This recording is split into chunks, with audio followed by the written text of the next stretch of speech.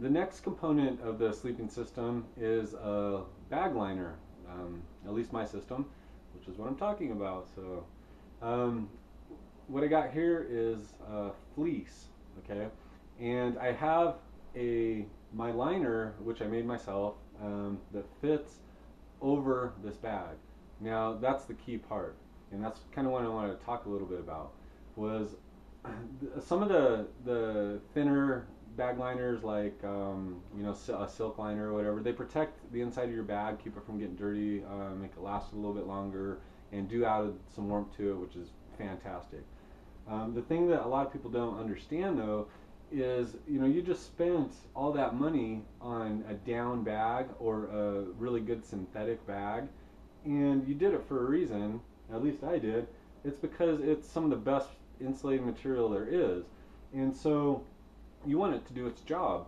And if you put your liner inside of the bag, you're going to be warming up the liner first, then the heat's going to seep through to the bag. It's not the most efficient way of doing it that I've found.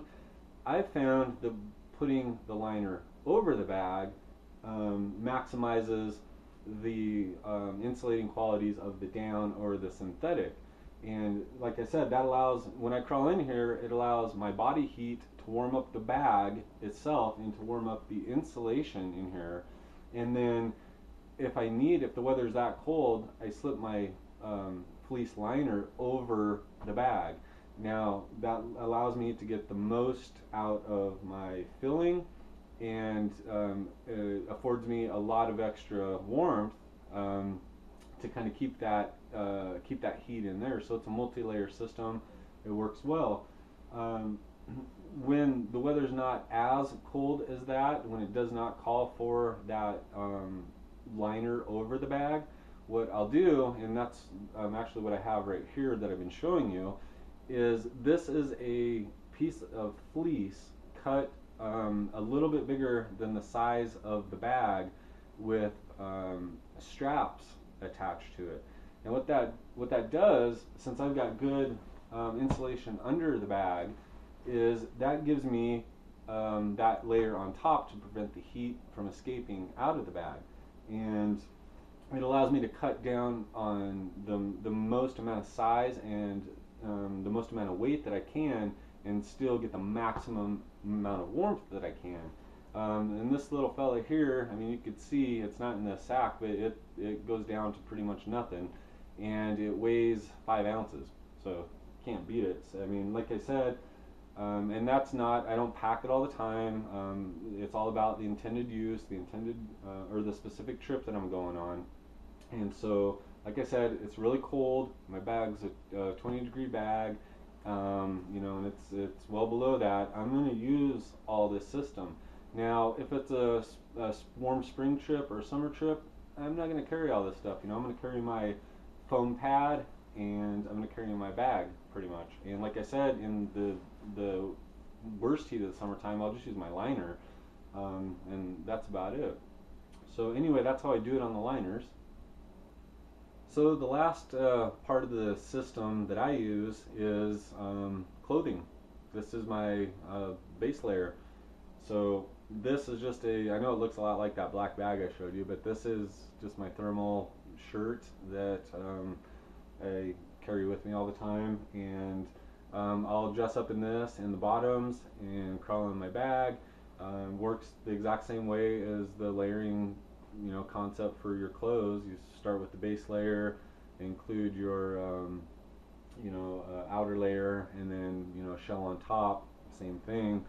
I've got my base layer that I crawl in here with, got my outer layer, and then I've got my shell. So same principles apply there. And this is about the maximum amount of clothing that I want to wear in here. Like I said, I want this this insulation in this bag. This is my core item. I want it to do its job to the fullest. And so this keeps me a little bit warm, but it allows enough heat to still escape my body to warm up the bag and let the bag do its job to the fullest. Okay, so that's pretty much it on the the components of the system here. There is one last thing I wanted to talk about, and that is your body using that as part of the system. And specifically, what I'm talking about is your metabolism. Now, what I do, like I said, I'm a cold sleeper, and it's really important to me to pretty much take all these factors into account.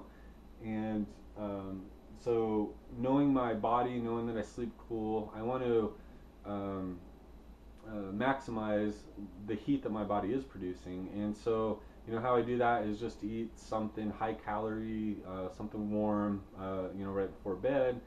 Drink a nice cup of hot chocolate, whatever it is, Snickers, just something, to get my body producing that energy and, keep it going through the night. And, since that is what provides all this warmth, this stuff's all just insulation basically, and it keeps in what you're producing. So the more you're producing, the warmer you're going to sleep. And it's funny how that works.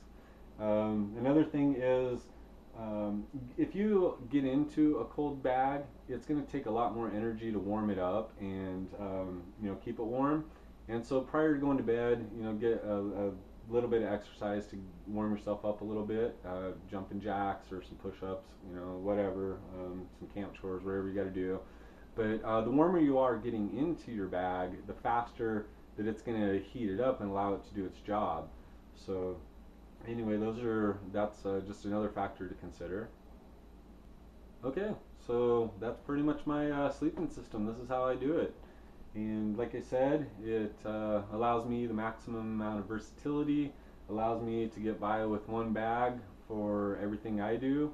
And like I said, that includes a lot of really cold weather camping and a lot of cold weather trips.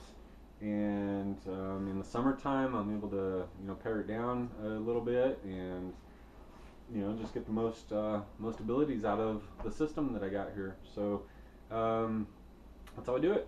And I really like to kind of keep this topic open a little bit. So feel free to offer up any comments. Let me know how you do things.